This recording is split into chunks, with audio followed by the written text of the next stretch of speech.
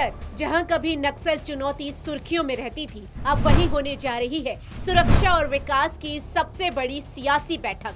बस्तर, जो कभी नक्सल हिंसा की पहचान बन गया था, अब राष्ट्रीय स्तर की प्रशासनिक और रणनीतिक बैठकों का केंद्र बनने जा रहा है। 18 और 19 मई को बस्तर में मध्य क्षेत्रीय परिसर की अहम बैठक होगी, जिसकी कमान खुद गृह मंत्री अमित शाह संभालेंगे। इस बैठक में छत्तीसगढ़ के मुख्यमंत्री विष्णुदेव साय, मध्य प्रदेश के मुख्यमंत्री डॉक्टर मोहन यादव, उत्तर प्रदेश के मुख्यमंत्री योगी आदित्यनाथ और उत्तराखंड के मुख्यमंत्री पुष्कर सिंह धामी भी शामिल होंगे। यानी बस्तर अब सिर्फ सुरक्षा नहीं, बल्कि नीति और विकास के नए विजन का केंद्र बनने जा रहा है। केंद्रीय गृह मंत्री अमित शाह देर रात रायपुर पहुंचेंगे। 18 और 19 मई तक प्रस्तावित इस दौरे में वो रायपुर और बस्तर संभाग में सुरक्षा व्यवस्था, नक्सल विरोधी अभियानों और विकास कार्यों की विस्तृत समीक्षा करेंगे। यह दौरा ऐसे समय पर हो रहा है जब केंद्र और राज्य सरकार नक्सल प्रभावित क्षेत्रों में सुरक्षा अभियानों के साथ साथ विकास योजनाओं को भी तेज गति से आगे बढ़ा रही है। गृह मंत्री का यह दौरा सुरक्षा रणनीति और प्रशासनिक समन्वय के लिहाज से बेहद महत्वपूर्ण माना जा रहा है। बैठक के बारे में उप मुख्यमंत्री विजय शर्मा ने बताया, केंद्रीय गृह मंत्री अमित शाह बस्तर से नक्सलवाद के अंत में अपनी अहम भूमिका निभाने वाले नक्सल मोर्चे पर तैनात जवानों, दूसरे प्रदेशों से आए पुलिस कर्मियों, अधिकारियों, नक्सल पीड़ित परिवारों और बस्तर के पत्रकारों, शहीद जवानों के परिवारों और समाज प्रमुखों के साथ बातचीत करेंगे। वहीं पंचायती राज्य के प्रतिनिधियों का भी सम्मान करेंगे। माननीय केंद्रीय गृह मंत्री अमित शाह जी जब हमारे बीच में आएंगे, उस समय अनेक और कार्यक्रम भी हैं। केंद्रीय गृह मंत्री अमित शाह जी यहाँ पर नेतानार भी जाएंगे, जहाँ पर सुरक्षा के कैंप सुविधा के केंद्र बनने वाले हैं, जो बस्तर के सारे कैंपों के साथ आने वाले समय में होने वाला है।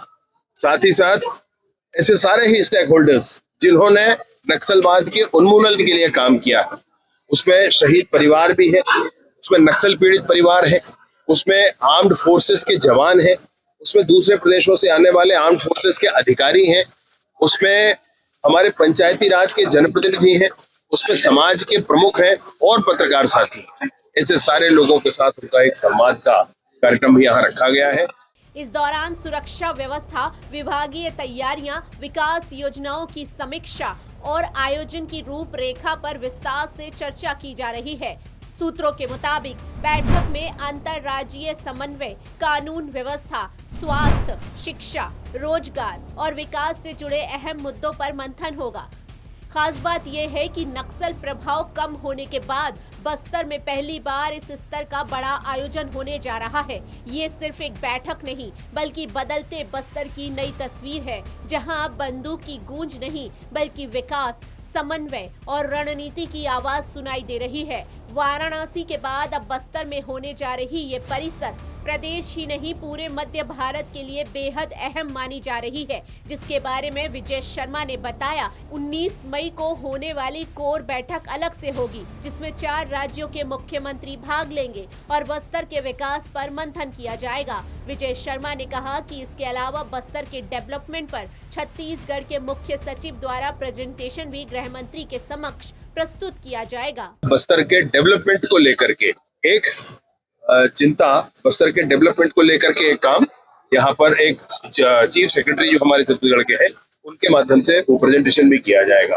18 तारीख को, 19 तारीख को मध्य क्षेत्र की बैठक होगी, जिसके अपने विषय बिंदु होते हैं। यह बैठक पिछले वर्ष बनारस में हुई थी और वाराणसी में उस बैठक के बाद हमारे यहाँ छत्तीसगढ़ में होने वाला। सबके विषय में माननीय केंद्रीय गृह मंत्री जी को अवगत कराए और इस बात सौभाग्य है छत्तीसगढ़ का कि मध्य क्षेत्र का बैठक जिसमें 4 राज्य हैं, उत्तर प्रदेश, मध्य प्रदेश, उत्तराखंड और छत्तीसगढ़, उनका बैठक बस्तर में हो रहा है। और पिछले झांसी की बैठक में ही माननीय गृह मंत्री जी ने